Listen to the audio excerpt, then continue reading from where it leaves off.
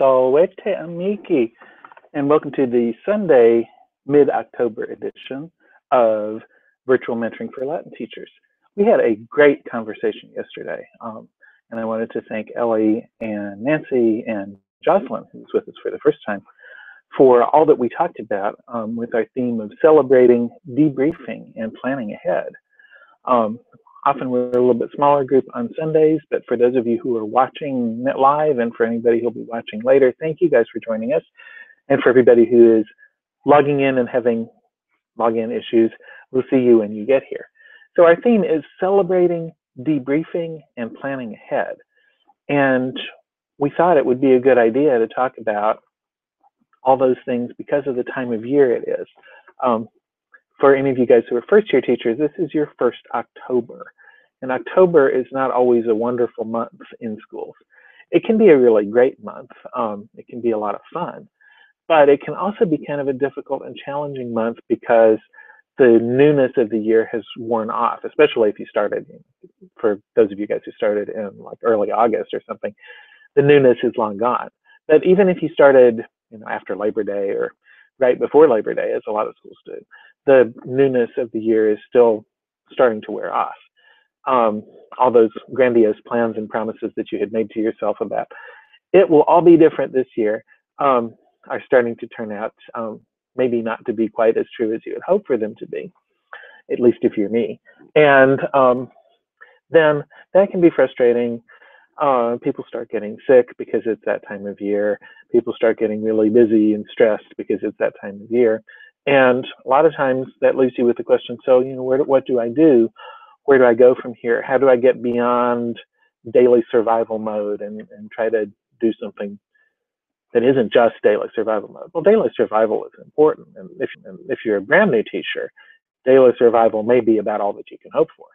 But we can also help you get from daily survival to like weekly survival and then monthly survival. For those of us that have been around for a while longer, it's not so much daily survival, but it's just avoiding falling into the grind of the same old, same old. That thing, well, not the things that we've done for a long time at work, but the things that we've done for a long time, even though they really don't exactly work. And we know that they don't work. They never worked. And yet we still think to ourselves, well, maybe they'll work this time, or I really just don't even know what else to do.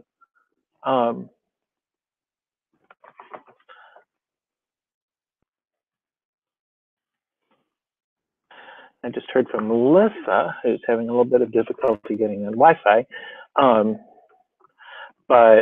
and hopefully she'll be able to join us because I know she had been having definitely some things that related to celebrating and debriefing and planning ahead.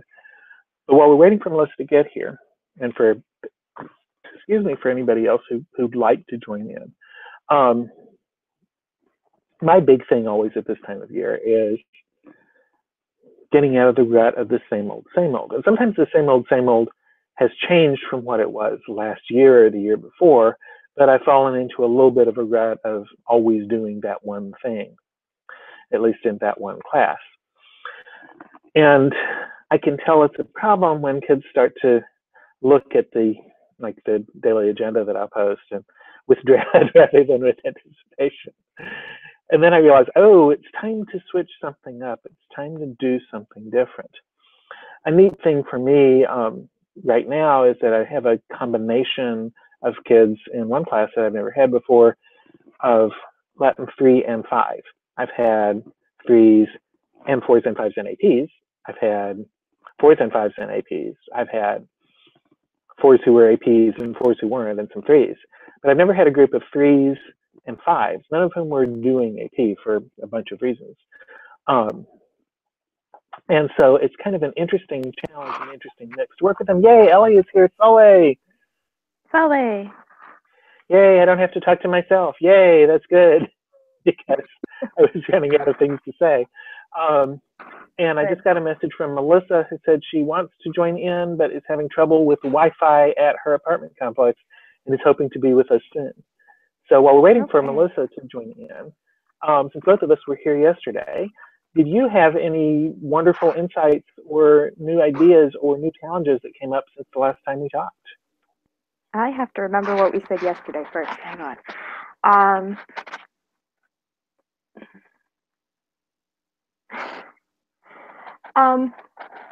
I guess one thing that I've been thinking about a lot this week and weekend, and one thing that yesterday did bring to mind as well, was talking about my goals for my Latin class to myself, because for a lot of people, I think the goal is, the assumed goal for a Latin class is for the kids to be able to read Virgil or Catullus or something by the end of 4 years. And right now, I'm sort of looking at it on a much shorter term basis. My school does not require foreign language at all as a graduation requirement. It is highly recommended by the guidance department as at least 2 years, because that's the requirement to get into our state system universities. But basically, there's not a huge push to take language at my school, and there's certainly not a push to take as much as you would need to be reading real Latin as such. Hello, Nancy. Welcome. Hello, Nancy. Good to see you. So that question of goals is really an important one, isn't it? Yeah, so I've been trying to, originally I came in there and I was like, well, one day I want to be able to offer AP Latin. And, knowing my students better, and knowing what their lives are like a little bit better. It is a very low-income area. Maybe half the students will end up going to college, and that's in a good year. And that includes two-year community college. I'm sort of trying to look at it instead as just giving them the experience of foreign language instruction, which is very different from traditional Latin instruction. So I'm sort of working on trying to sort of getting them to understand that languages are different and there are different people who speak different languages, which, that doesn't sound like a revelation, but any of us who have taught first year language probably have seen that that is a revelation, that English is not the universal language that every other language is just a secret code for. So I think my goal for my kids this year, and in general, is just, even if I can't get them reading even Marshall by the end of 2 years or whatever, I hope that I can get them treating Latin as its own thing, treating Latin as its own language, which you can use to express ideas, and that's kind of been my goal. So I've been thinking about that, and it's something I have to remind myself of, because if I forget to keep that goal in mind, then you get very frustrated very quickly, because I'm like, there's no way these kids are ever going to reach this row. There's no way I'll get to that point. So I guess I'm just trying to be more mindful of what my end goal is. That's what I've been thinking about today. Oh, that is an important thing to think about. Salwe, Brianna, it's good to see you. Salwe, how are you? Oh, I am good. I hope that everybody else is. And so we're talking about celebrating, debriefing, and planning ahead. And of course, as part of planning ahead, one of the things is to know, what your goal is. And so Ellie was just saying that for her, a big part of the goal is realizing, okay, what is a realistic expectation for my students given where they're coming from, versus my sort of starry-eyed ambition as a brand new teacher, and I was going to have 100% of the students taking Latin, and they would all take AP, and they'd all go to Harvard, and they'd all be classics majors, and or whatever, all those kinds of dreams that one has as a new teacher, and then one realizes, whoops, maybe not.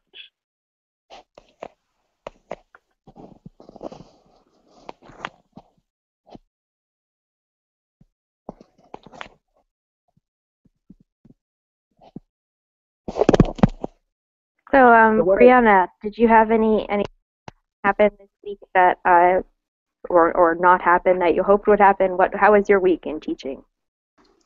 Oh, mine was okay. It wasn't a super exciting week because we were testing. So I always do a lot of review and stuff for the test. I guess I had hoped that they would, study more as usual. I give them a lot of resources, and I tell them how I'm going to ask things and, what we're going to do exactly. So, yeah, I don't know.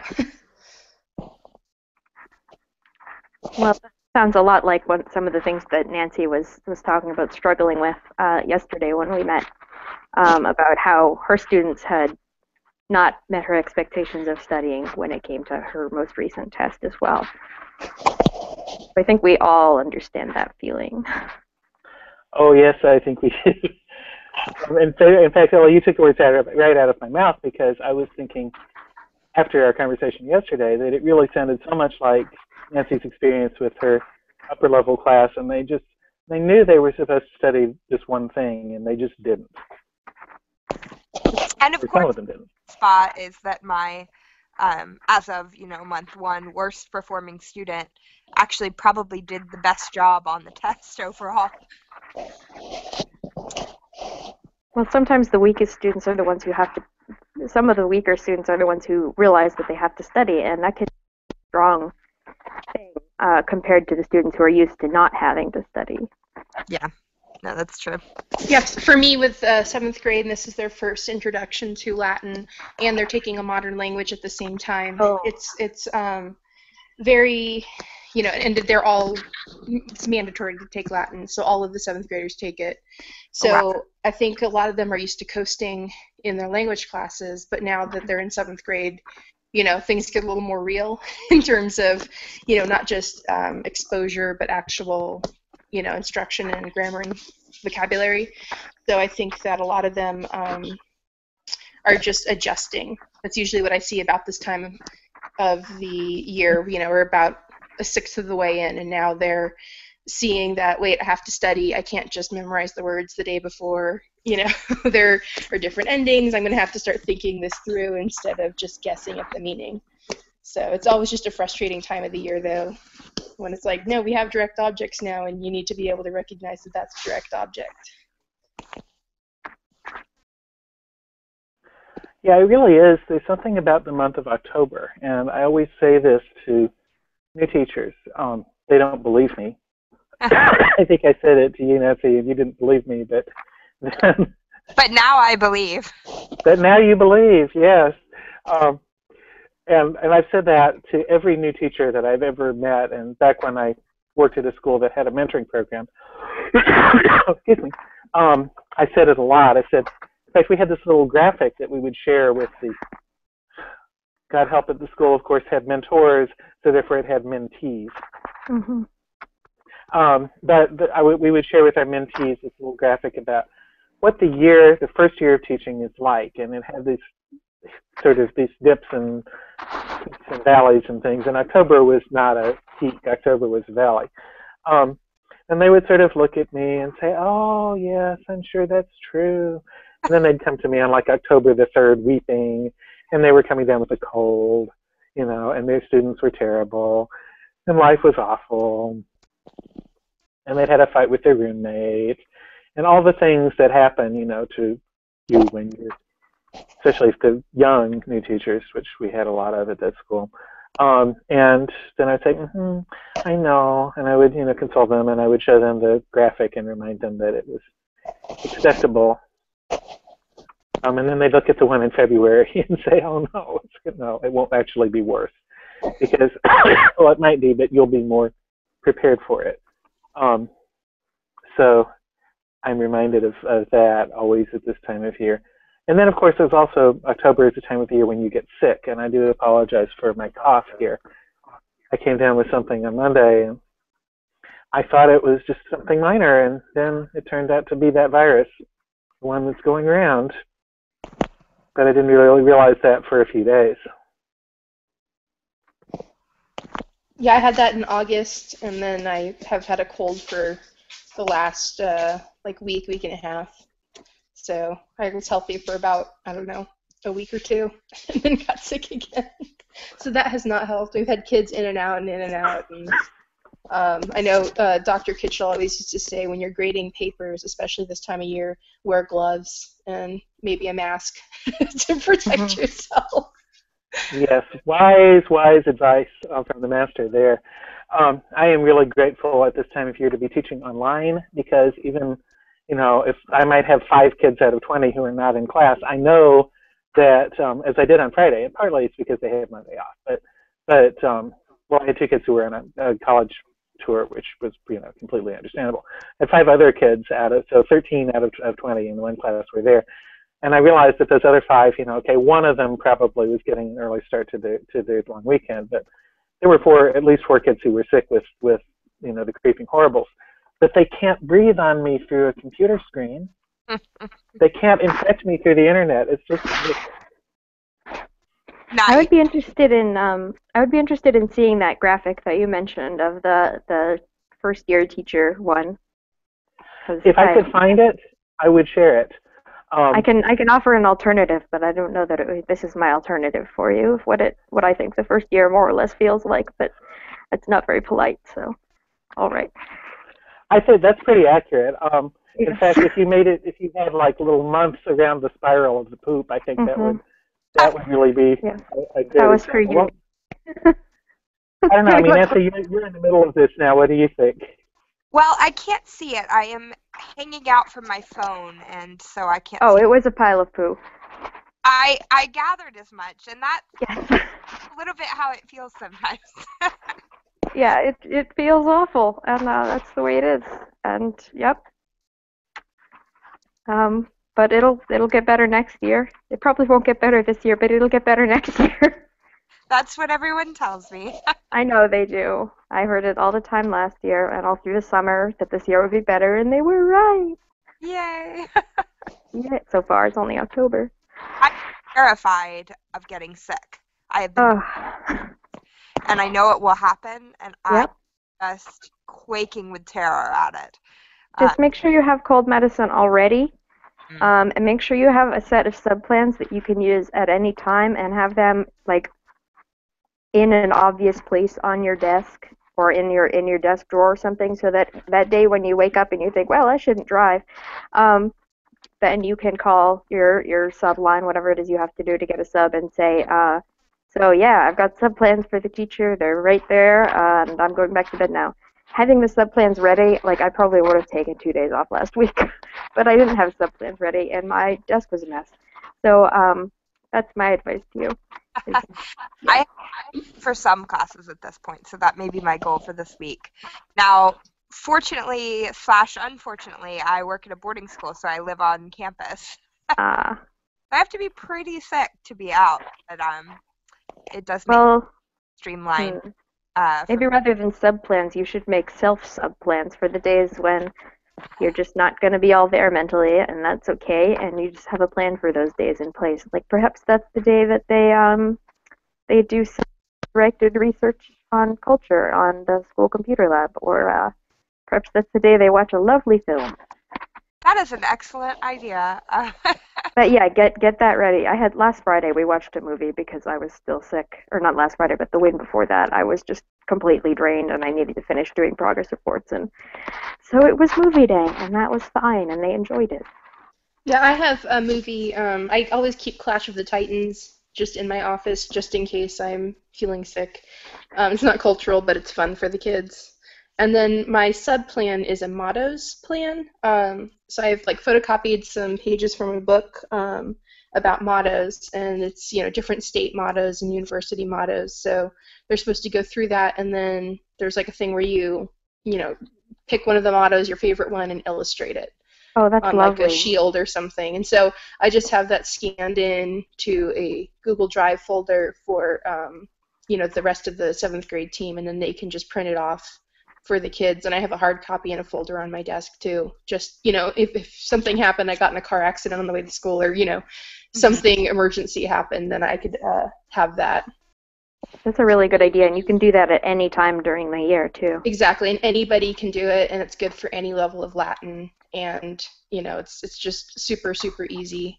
It's only a 1-day plan, but at least it's there for an emergency. Mm-hmm. One equivalent one actually becomes a multiple-day plan, because after you've done the initial motto research, then you pick from one of the many collections of mottos or proverbs out there. You pick a motto or proverb that works really well for a character that we've been reading about, and then you make this project where you have the motto and you have the person, but then you have to go back through all the stories that we've read recently about that character and find places where he or she like was a good example of the motto or was a terrible example of the motto. So you can stretch it out for like 3 days. That would definitely work if you have some characters under your belt. And I mean, thinking about the fact that Nancy, you use Eke, right? So Yeah. Yeah. We use Oxford Latin course, so we only have like Quintus and Horatia and Flaccus and Scintilla right now, and Argus the dog. Well, yeah, but I mean, Argus is the best character, so you know you can do that with a small number of characters. One of the reasons that Ann Martin and I developed so many characters so early with Just One Night was so that we would have lots of characters to work with for something like that. But it does. I mean, and if you've got a Latin 2 or 3 group who have been working with the same characters, you know, from the beginning, then it's really great because then they go back and they remember, oh yeah, well back, you know, such and so did this and they did that, and they make these wonderful things. You're sitting over there, you know, sort of slowly dragging yourself around the classroom, watching them work, trying not to cough on them because you have the plague. That's the best Hopefully one. you don't have the plague. If you have the plague, you just need to go to the doctor. But, you know, if you have something else.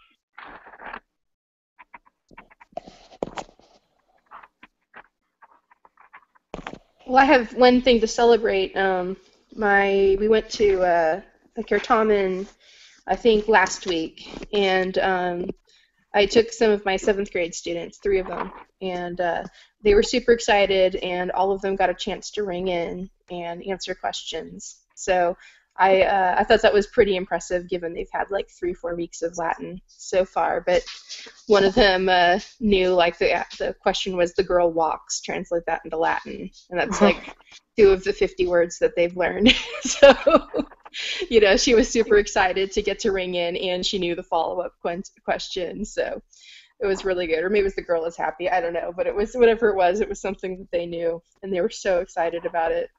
So I'm hoping to, you know, get my GCL chapter growing even bigger. Oh, that's good. But they were just really bouncing about it. And one of them knew that the dolphins in the chariot race ring, you know, the dolphins were for counting laps, and he was just talking about that for 2 days straight afterward about how he knew that. It's like, good job. I did not teach you that, but I'm glad you knew that. So that was fun. That really is great. It's always nice when you have something to celebrate. Then it's not just in the classroom, but that it's like beyond, and it brings publicity to the Latin program, and people can celebrate it. That's really great.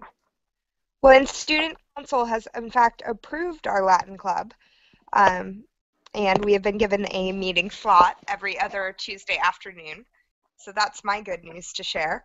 I have a very enthusiastic child leading the whole charge, so That's wonderful. quite excited about that. I would like to get That one is good. started at my school as well. I'm not sure how much interest they'll get, but some ideas for things you can do in a Latin club when you have 0 budget. Any thoughts?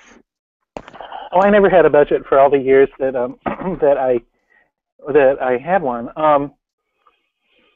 And now I have sort of a virtual one. They meet, but they're like, you know, Mr. Fromm, you obviously can't come, so we'll just sort of tell you if there's something that we need to do that involves paperwork. But back when I was like in the same physical location, no, we never had a budget, but we always did all kinds of fun things.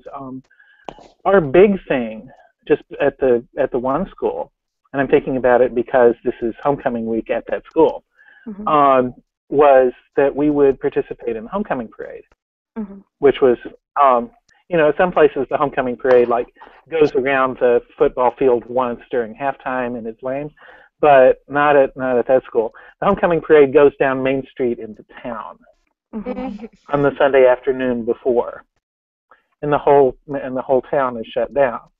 Which is why I will notice that I am here rather than out doing errands, because you can't get anywhere because it's totally jammed. I mean, everybody turns out for this thing. And so the first year that we decided to participate, you know, we were a small club, and usually like the huge clubs, the student government, the Key Club, and you know, the Future Farmers and things like that would participate. But we decided, even though there were like, 15 or 20 of us, that we were going to participate. So we just made a banner and walked. And then the next year, we decided that we were going to build a float. And we did. And I think I've told this story in a previous Hangout, but I'll tell it again because even though it's been almost 20 years, I'm still so proud of him. I had to be out of town at an AP workshop like the day that we were going to be doing the major building of the float. But somebody had gotten, somebody had a truck, and somebody's family had a trailer that they loaned us for a couple of weeks, and somebody else's uncle was a construction foreman and said, we've always got all this scrap lumber on the site that we're building, so come out to these locations at these times and get, and I'll just load scrap wood for you. And so then we built this incredible thing. And I say we, but I really should say they, because I had to be out of town at this AP workshop and on the day that we were doing the building. And they were like, oh, don't worry about it, Mr. Schramm, we got it. You've seen the plan. You know what it's going to look like. You just go, be trained. We'll see you, we'll have pictures of it on Monday, and you just go and it'll be fine. And it was beautiful, and it won a prize in the small club division, and we were really proud of ourselves. So you say small club with 15 or so members, and I'm thinking probably for my Latin club, I don't know how many will show up if I try and start one, but I'm thinking it's going to be 5. We started out with 5. Okay. And we built up to 15. But 15 was as many. I mean, I'd have 130, 140 kids taking Latin, but they all did other stuff. They were all athletes, and they were all in, they were all in UK Club, and they were all in, forensics, and they were all in all these things that they were in, where they worked, or, one kid who belonged to some church that they had required meetings on Sunday, Monday, Tuesday, Wednesday, and Thursday nights. So obviously she couldn't really do anything with Latin Club or with much of anything else. So no, we started out with like 5 kids, and then the next year we had 10, and then the next year we had 15, and then we kind of stabilized in the 15 to 20 range. Yeah, I only have 10 students in Latin right now. And yeah, but because I do have this one really enthusiastic kid who's, also it helps that she's sort of loud and very visible. And we've got kids that are not even in Latin right now that are interested. They came to our first event. We have a free day once a trimester. It's announced the day before. Everyone gets a day off school. But then the kids end up bored by the afternoon. So we threw together a last-minute Clash of the Titans movie afternoon. I made the simplest recipe that I could find from the Sally Granger classical cookbook, which was quite good. It was sort of like a dressed melon salad. I bought a couple of cantaloupes, diced them, and then made the dressing to put over it. It was vinegar, honey, pepper, mint, and then, of course, a bit of fish sauce, which, was enough to slightly gross the kids out, but they all enjoyed eating it. So that was our first activity, and, we had several girls from the classes came, and several dropped in that aren't in Latin at all, so it was a nice little afternoon that we had. I took my kids toga bowling last year, and so they just had to come with sheets, and then because we were a group, the bowling alley gave us a discount on the games and the shoe rentals. So it ended up only being, $5, $10 a kid, depending on how much they wanted to bowl. But they had a lot of fun with that. And then they had the option of buying snacks and stuff, but then each kid is bringing their own money.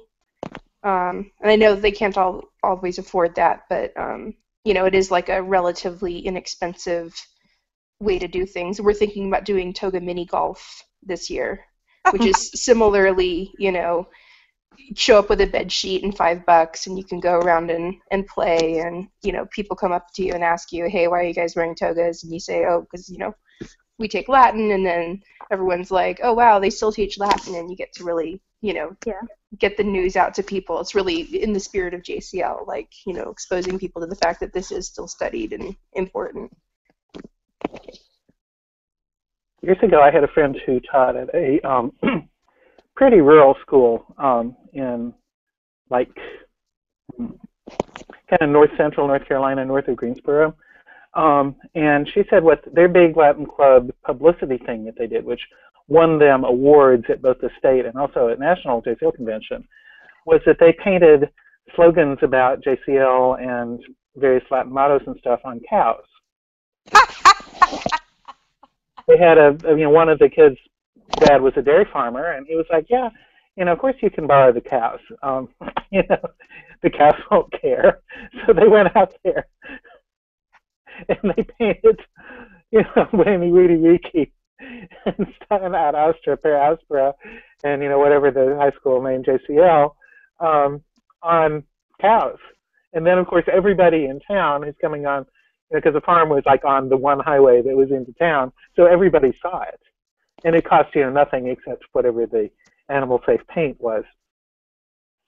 And I have remembered that for years and have thought if I ever find myself in a place that has just the right demographics, we're going to do that. I suggested it to my club at the time, and they were like, the one kid who they did on the farm said, Mr. Fawn, what do you think my daddy would say if we proposed that? I said, well, that depends. Does he have his shotgun with him or not? And the kid said, please God, let him not have a gun with him. I said, no, it wouldn't have worked for us. But with the right situation, it really, that can work. And just all kinds of sort of fun, creative things that bring attention to the club in a positive way, whether it's within the school or outside the school. I mean, the movie night is, it's the simplest thing to do. Somebody's house and some snacks and a movie.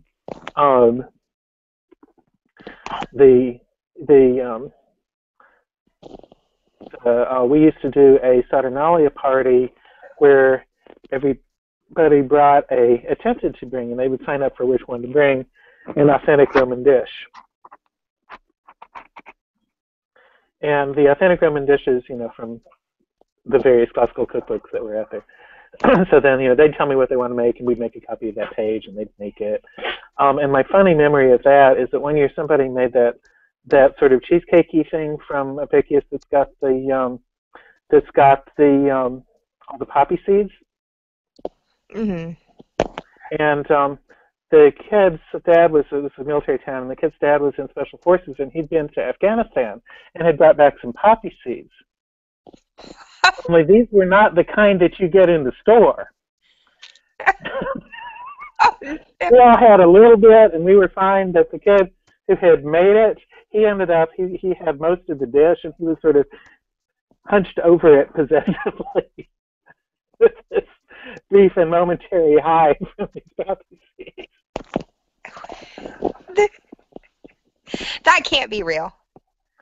Well, he claimed that they were just ordinary poppy seeds from the store, but he was very possessive of this dish.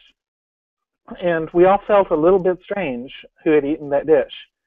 So I don't know whether it's true. I don't know whether it, literally was that Dad had brought back opium poppies or not. But I do know that Dad was in special forces and had been somewhere, somewhere that he couldn't talk about. And this was in the mid-'90s, so it was probably over there. He might have been to training in Nebraska for all I know, and bought some poppy seeds in the store and fooled his kid. But it was pretty hilarious because the dish itself, we made it at other times without any ill effects, and it was really good. It's basically kind of a cheesecakey thing, except that the base layer isn't sweetened, except with a little bit of honey, and then you have this drizzle of honey and poppy seeds over the top of it that makes it quite delicious. Mm. So, all those different kinds of things that you can bring, that kids can make and they can enjoy. Oh, and then our other big thing, which doesn't cost that much if you like split it up among the club members, is the edible Roman road. Have you guys ever made an edible Roman road? I've never made it, but I've seen Bethany Sawyer. She has pictures of it all the time. She does it in her club, and it just looks so cute and tasty. I have not heard of this activity. Enlighten me. Oh, well, the edible Roman road, and Brianna, you can jump in too. But basically, it's you build a Roman road in a cake pan, out of different forms of chocolate for the different layers. Oh. So our version had Cocoa Krispies, and there was Nestle Quick Powder, and there were crushed Oreos, and there were chocolate chips, and many other things. Yeah, and if you do it in a glass-sided pan, like even like a little loaf pan or something, they can see the different layers, the different strata of it, and then it kind of gives them an idea of what a Roman road looked like, and then they can eat it. Marvelous. Yes. And she puts And little when you do that, always invite your administrators to that meeting and tell them why. So it was a tradition that I always would have, they would all come. Then we would make little bowls for the secretaries and for other people who couldn't come. And it was just, that was what people would say. So when is Latin Club doing the Edible Roman Road? That's funny. I thought one fun thing to do would be for if you're learning about the Pompeian Domus, you can do in air quotes gingerbread houses. You really use graham crackers because it's a hell of a lot easier. But use graham crackers to build a little Roman domi, and then have the kids eat those. And I thought that would be fun, particularly if you get some overachievers who want to make mosaic floors. I think that would be fun. Mm. Oh man, imagine if you made a giant domus and you had the crazy kids doing an Alexander mosaic in the Triclinia. Yeah, they could use little Rice Krispies, like the rainbow Rice Krispies for the mosaic even. Yeah, or anything like that. Man, I should do that. Yeah, use frosting or fluff. Frosting's good because it hardens a little bit, especially if you use royal icing or something. For your mortar, I guess it would be. But yeah, I thought that would be a fun thing to do. The thing is, again, like I say, we have no budget, but in practice, this means us spending our money, which is okay. Here's the thing that it didn't ever end up as us spending our money with the Edible Roman Road, because I would just ask for volunteers to bring in the following things. But again, at my school, I have an awful lot of kids who are going to the food pantry. Well, yeah, that's true, and I did at a later school have that issue. But I can't ask them to bring in everything because. Well, yeah, I mean, I would bring in the expensive thing, but the expensive thing would be $3. Yeah. Because a bag of Cocoa Krispies or the generic ones at Walmart are not that much, and and then it was very optional. You didn't have to bring those things, but people would. And then the other thing that we did was that we charged, I think, $5 of dues, of which $3 went to state and national, but the other $2 stayed around, so we had a little bit of a fund that we could use. I can't charge $5 for dues because of some kids who can't. Right. I just couldn't. It would not work. Yeah. But yeah, I see what you're saying. I have a GSA that I started already, and trying to get people to bring things in and stuff is oh no, it turns out I can't. One kid says she'll do the shopping for the supplies, and then she says, oh well, I can't because actually we're getting kicked out of our apartment, so we kind of need all our extra money right now for shopping for moving. And it's okay. It's just a weird situation. But luckily I am financially secure enough, and I don't have any kids of my own, so I might as well spoil these ones. Well, one thing that I've learned is never be embarrassed to ask and talk to my manager at the store. I go everywhere. Every time I buy clothing, any place new, I always ask if they have a teacher discount. And for things like your Edible Roman Road, if you talk to a grocery store manager and said, hey, this is what I'm doing, a lot of the times they'll donate it for the tax write-off for the store. And I've heard multiple stories about Home Depot donating materials. Exactly. Yeah. If you just go and talk to them, they will. Not always, but it's worth an ask, and it's sometimes, I don't know, I found it embarrassing at first too, because I feel like I'm asking for a handout, but, it doesn't hurt to ask, and the worst thing that happens is that they say no. And, but there are a lot of companies out there that are looking for ways to help the local community, and if it's hey, $15 worth of groceries for a club event, a lot of the times they'll help you out. Yeah, that's probably true. I should just bite the bullet and do that. And especially, if you don't go in the day that you need it, but you go in and say, and say, you know, we've got this thing coming up, because sometimes they have to go to corporate and they've got like a certain number of things that they can say yes to, but they got to get them approved. You know, of course, the ideal is the small local business whose owner is an alum of the school, because they're just going to say yes to, like, you know, a $10 or $15 thing.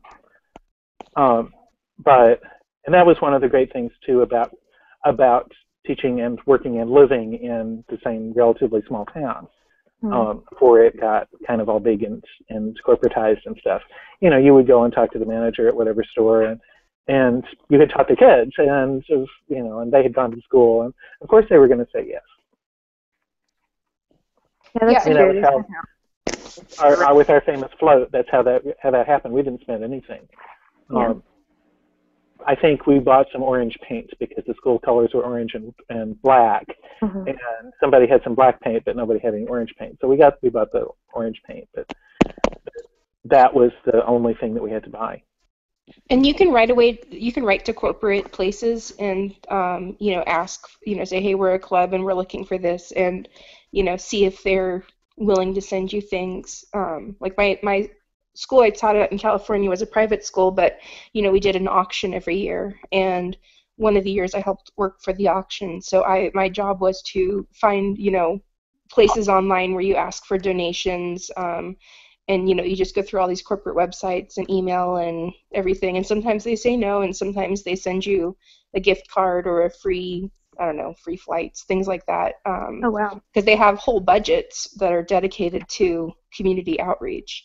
So it's worth, you know, looking into it and asking, especially if you're at like a public school. A lot of the times they have programs in place to help you out. Yeah, that's true. Thank you. I should do that for my GSA as well, because. Yeah, and for like a GSA, you could probably reach out to local or like state organizations and see if they have any grants to help out local clubs for things like that. Because there just is money out there. Even, you know, I teach at a private school here, and I've had an alum reach out to me and say, hey, you know, I want to help with JCL. I'm willing to give you just, you know, money for whatever you guys need.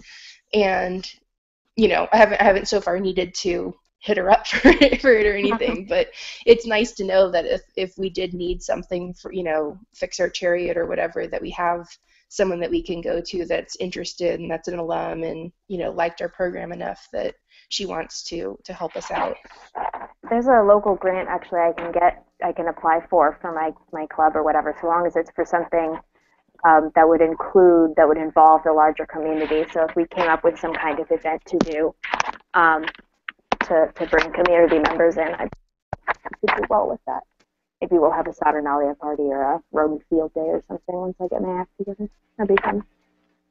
Yeah, and see if you can get like sponsored T-shirts. If you wanted to have JCL Club T-shirts, see if a company would sponsor it if you put their logo on it. You know, things like that. It's a way to get it for free. It's, you know, maybe you don't actually want that logo on there, but still, whatever. You know, like we found shirts around here, local companies that will give them to us for $5 a piece because we're a school, and you know, it's a little bit more if you want them to design the artwork, but still $5 T-shirts, it's not bad at all. Good, yeah. And it's good promotion for your club if you have the kids running around with the JCL T-shirts on. Yeah, I guess the first thing I need to do then is I need to actually ask the kids if they want to do this. I have one student interested so far who's not currently taking Latin, but the rest of them, we'll see. What I've always said, especially at a small school, is, you know, the kid comes and there's that one kid. And to find out if there's more than that, just that one kid, I've always said, well, I'm very willing to do it if you can get between 5 and 10 people to come to an organizational meeting. Because if you can get between 5 and 10 people to come to an organizational meeting, out of that you'll probably have a core of 3 to 5 who really want to run it. The rest of them will show up sometimes, and they'll sometimes bring friends. Yeah, that's about exactly how my GSA is going, so I guess I should probably do the same thing. Yeah, well, yeah, there you go. And since you've had that experience, I mean, that's just, you know, and that too that can be difficult, depending on the community, to get kids to publicly come to that. So, you know, Latin Club seems a little bit less controversial. I mean, there's a school in here that's been trying to get one started, like fighting its administration, who are scared of controversy for, oh, I don't know, 5 years.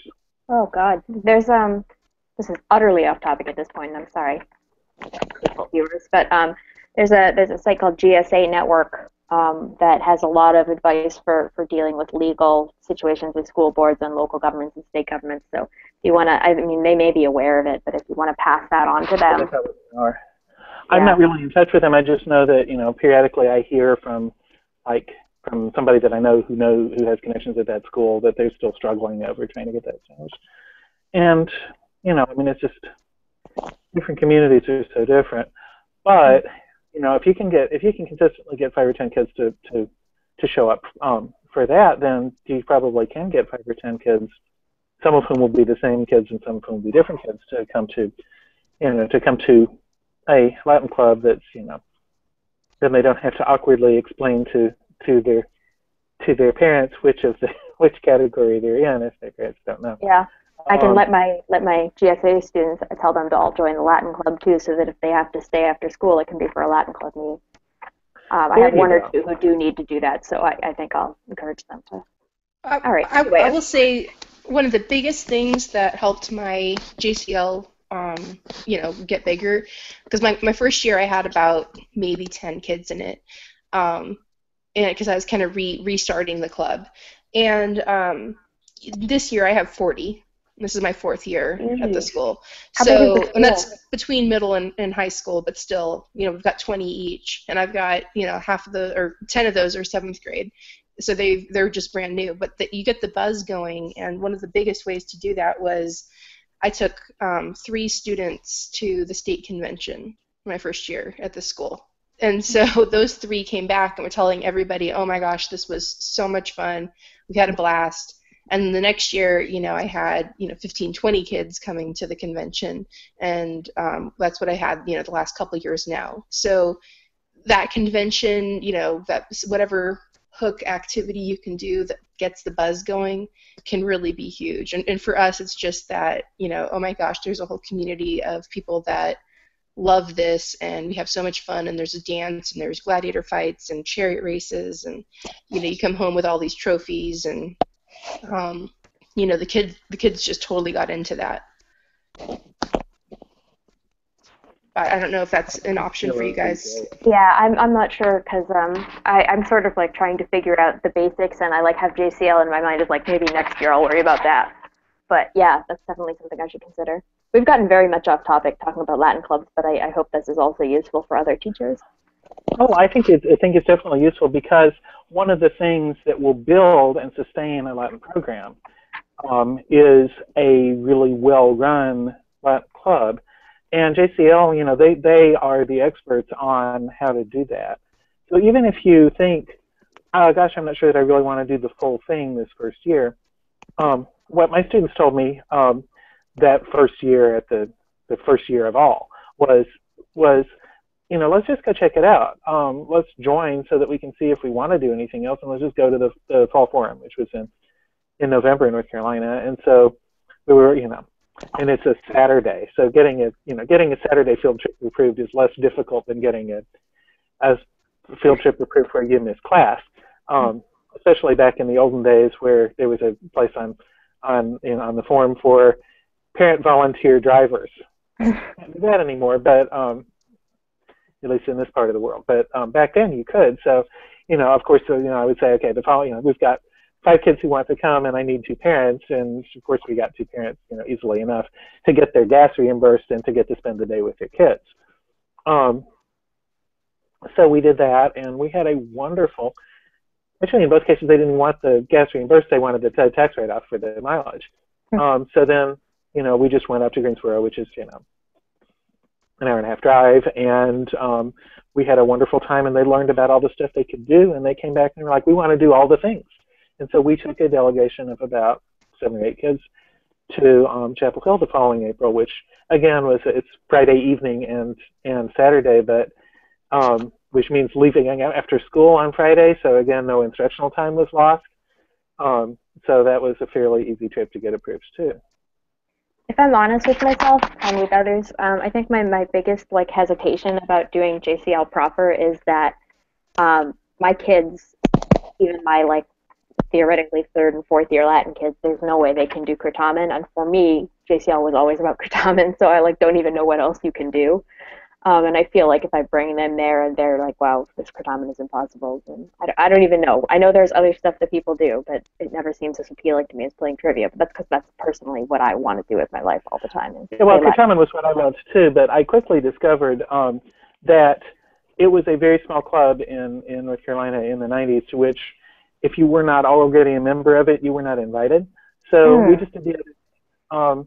And so we found out about all the other things, and it varies somewhat from state to state to state. But if you look at your, what your state organization has available, I mean, I had some very talented artists who started winning things in the graphic art and the various art competitions like from day one. And then I had a kid who was a mythology whiz who placed in mythology that first year. And I had somebody who placed in, some other academic contest or derivatives or something. And then I just got them excited, and then we never really, we didn't mess with Kurtamen because it required going to 3 other things that were really specifically designed for the special club. Yeah, my kids love the athletic portion of it. That's where we get a lot of our awards and things. I always have the super fast whiz kids, do the Kurtamen, and anyone that wants to is welcome to be on the Kurtamen team. But a lot of them, want to go do the dance or the karaoke at that time, or go play volleyball, the ludi. So my kids are very much into the more athletic stuff, even than the Kurtamen. I have like my little group of people that love to go to the Kurtamens, but that's about it. I think this introduction, this like open Kurtamen that we just went to, we had 5 teams, so we had 12, 15, 18 kids come, I think, 19 kids. But not all of them were like super into Kurtamen. They were just there for fun and socialization and, playing. So, but it's still good for them to do. And they're like, oh yeah, this is hard, but that's fine. We're having fun. So if you don't make it into a huge deal, I think it doesn't have to be a huge deal.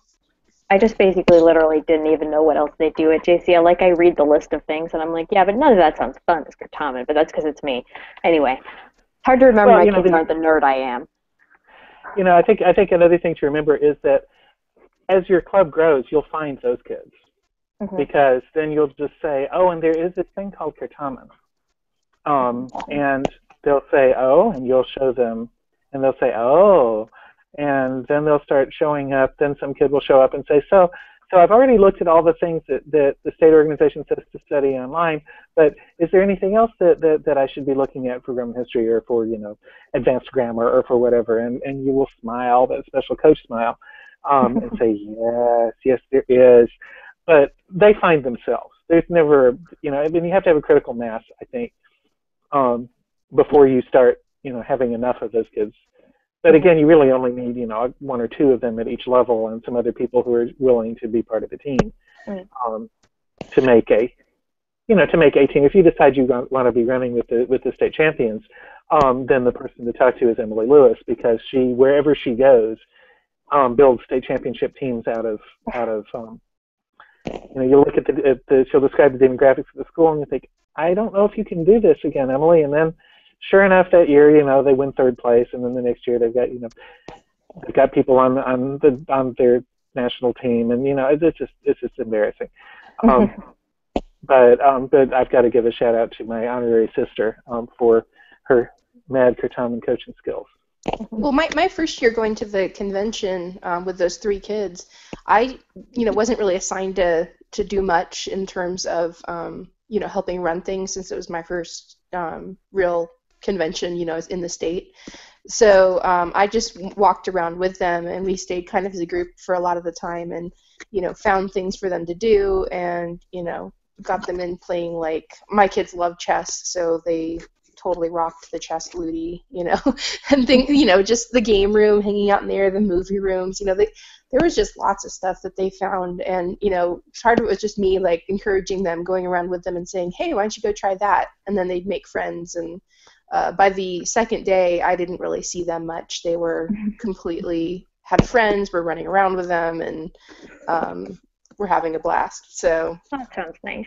Yeah, no, it really is, and it was a lot of fun to kind of see it through their eyes. And like I said, they came back and were just like so excited the whole time. They talked the whole way back in the car, the whole way there the next day. They were talking about how fun it was. And, the next year when we were going to sign up, people for JCL, I had them, give a talk and tell people like what they did and how much fun it was. And we showed pictures, and that totally sold a bunch more kids on the idea of it. And yeah, I swear convention was just, the best thing to help grow the club. And even, like I said, even though I took 3 kids, 2 of whom weren't even my students, it was a lot of fun.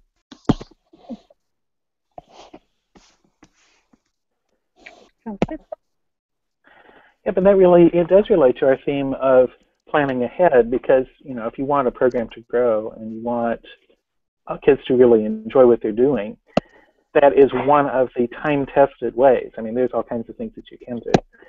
But it's great to have something that's almost guaranteed to work.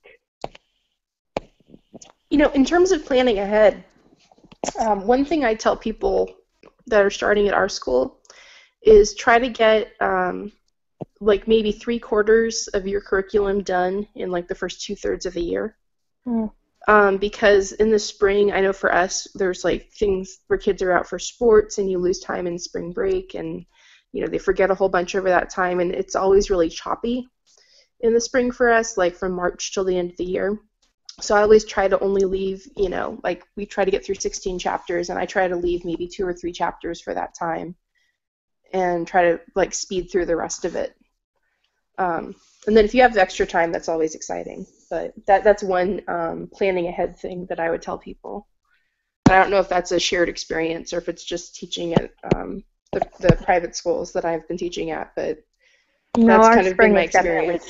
Too. Yeah, I think it's pretty universal. Yeah. Because public schools have all that stuff plus state testing.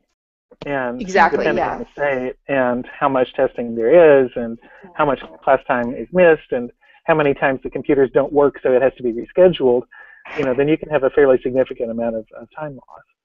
So that is certainly a thing for folks who are new to things to keep in mind. Up here, at least, last year. So I'm in Massachusetts, and I don't know if you heard, but last year we got a little bit of snow. So it made the whole third quarter was just a mess. So if I could plan ahead for that, I think that would be a smart thing to do. So thank you for the reminder on that, Brianna. Yeah, no, it can be pretty ridiculous. I learned that my first year here teaching at this school. I just did not realize how many of the kids would be out for track meets and things, for the whole day, which is important too, but it just made it so hard to get through the curriculum. So my second year, I really kind of front-loaded a lot of the stuff and a lot of grammar and tried to do more previewing so that when we did get to it in the spring, it would be like, oh yeah, remember we talked about this, and I'm not teaching a brand new concept. And the kids are always like, wow, what are we going to do? We're going to have extra time at the end of the year. And you're like, no, we're really not. I said, but if we do, I always tell them we'll have a party every day if we have extra time at the end of the year.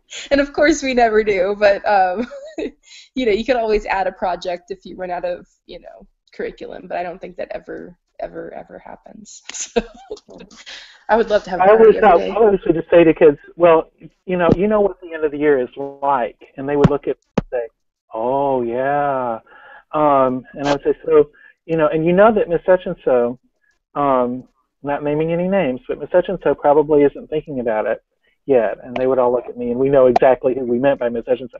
And I would say, so while she's trying to cover 7 chapters in 2 days, we'll be doing this sort of peaceful end of the year project thing that we always do, that you guys have heard about. That's one of the reasons why you're taking Latin, right? To because there was always a fun end of year thing that we did that wrapped everything up. And so, they're all looking forward to the crime scene investigation, and knowing that it will be a huge break from what they're doing in every other class, where Miss Such and So is really trying to cover seven huge textbook chapters in 3 days, because she somehow got behind. Snow days. It's always snow days. Yeah, Snow days yeah. and It's awesome snow days. Anyway.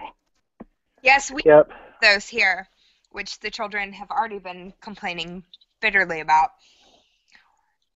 Since it's hard to have snow days when you're a boarding school that's primarily boarding. Both of us. That's true. They're kind of stuck. I guess the day students might be able to not come because you couldn't get them there, but the boarding students are there and you can have class. Yep, that's what happens. About 150 out of 180 can come. Mm. And they don't have to shovel either, so they can just go to school. Anyway. But yeah, I am a little bit scared about the spring because we have a 2-week spring break. So of March that they're out. And while I'm sure I will welcome the rest, it will be odd to get back into a rhythm for the rest of school after that. You actually don't ever get back into a rhythm. Mm-mm. I'm sorry. They're going to lose a lot. You lose a lot of momentum, and then they're just absolutely ready for the summer at that point. Especially if your seniors graduate earlier than the rest of them are done. There's that, and that's why I say try to get as much done before then as possible, because if you're not basically reviewing or doing just a little bit of new stuff at that point, like anything you teach between spring break and summer break, I've found the next year they don't know it all. Like you might as well just teach it again in the fall because they'll have lost it. So I wouldn't anticipate, a whole lot of retention in that point, and that's when to pull out the fun things, the fun stops, the fun games as much as possible. I always try to keep it like we're still moving ahead, we're still doing curriculum, we're still keeping it a real class, not just showing movies or anything, but trying to amp up the fun in as many ways as I can to try to keep their interest when they're just spacey and totally bouncing out of their seats all of the time because it's spring and it does weird things to the children. Especially in Oklahoma where it's windy. Every time it's windy, the kids are just crazy. I swear it's like the ions in the air or something. They go nuts when it is windy. And it's windy all the time. The same thing happens in places that are near the coast, like North Carolina, for example, where you'll get a breeze coming in from the coast with, some positive or negative ionic charges, and it does things to people's brains, or so we claim. I don't know whether it's true or not. But then, of course, the other thing about spring is that it also affects teachers just as it affects students. And so, the reason that you need to have sort of fun and interesting things to do each day is not just for the benefit of the kids, but also to keep yourself from going crazy, because if you're sitting there thinking, oh, I can't even stand to think of doing that thing that I did with the stuff in chapter whatever with chapter next, then that just makes it worse because, of course, kids are feeling the same way, and it turns into a horrendous cycle rather quickly. So what you want to do is to have things that are learning experiences that are also fun, and ideally not to have some huge, enormous concept that is being taught for the first time. Yeah, I like that about Oxford Latin course because the last couple chapters are like demonstratives, hic haec hoc, things like that where, if they know them, great. If they recognize them, that's really all we care about. And, the concept of like this and that isn't really that difficult. So we kind of get a lot of the big concepts done now-ish, the cases and the verb forms and things. This is also where you see the kids' eyes glaze over, and this is where writing on your lesson plans each year what worked and what didn't work can be really crucial your first year, because you'll find like certain activities, certain times of the year just don't work. And having a note to yourself for the next year, don't do that at this time, or this was really successful, can be super important when you're doing your planning for your second or your third year. I don't know if you do that, write notes to yourself. Oh, yeah, I do. Yeah. Do not at this point, but I've been trying to figure out, I mean, of course, still I'm in the midst of things, but I'm trying to figure out what's working best for me as far as lesson planning goes. Right now, it's all in chronological order. We have a alternate, so I have a list for every 2 weeks by class in order as they happen. But I haven't even been printing it out. I've just been working off my open computer screen, which is probably a stupid idea now that I hear you. I need to print this out, have them in a binder, and be making notes.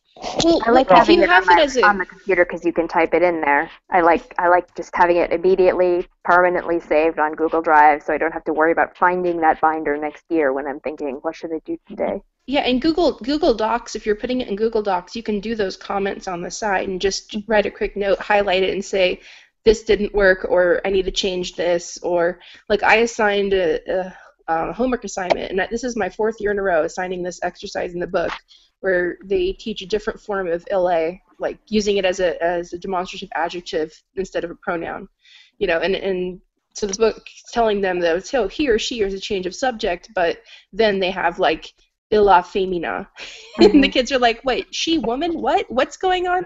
And so I finally just in my textbook just took a big pen and crossed that number out so that I will remember next year, don't assign that number. But you know, little notes like that you can jot down in the margins, you know, and like I said, yeah, Google Docs totally lets you do margin notes, and then you do have it all easy and convenient. Like I printed my first year, I printed all of my lesson plans out, and now I have this binder of dead paper, and what I'm actually doing is revising the documents that I have in Google Drive. So it's kind of silly for me to have that binder, you know, and I've just shared the access to it with the other Latin teachers. So like if I did get in a car accident or something, my curriculum's still there for anyone that needed it. But yeah, I would definitely try to make, you know, a minute or two where you write yourself notes about how that lesson plan went, and have like I know in grad school they always made us have a blank section on the lesson plan for notes about how the lesson plan went, so that you could it's forward in your mind, you know, that you need to be doing that. Mm-hmm. Yeah, I would agree. I think that the last thing that you want to do, and I'm looking around, I happen to be, I discovered that it's better for Hangouts for me to have a wired rather than a Wi-Fi connection.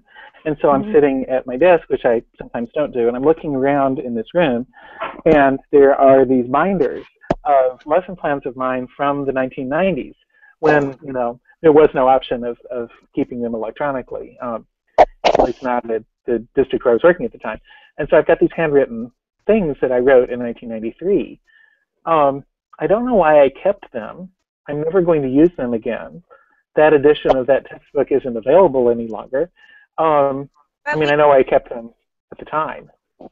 Have we helped you clean out your house today? You have helped, because as many of you guys know, I am in the process of moving, and theoretically the buyers have cleared their last remaining obstacle. I was told unofficially yesterday, and they said they're going to tell me officially on Monday, and then we can schedule a closing date. So I was just looking at this bookshelf, which I have not packed yet because I didn't want to look at it, and now I realize I can throw all those things away. So thank you. This has been great for me.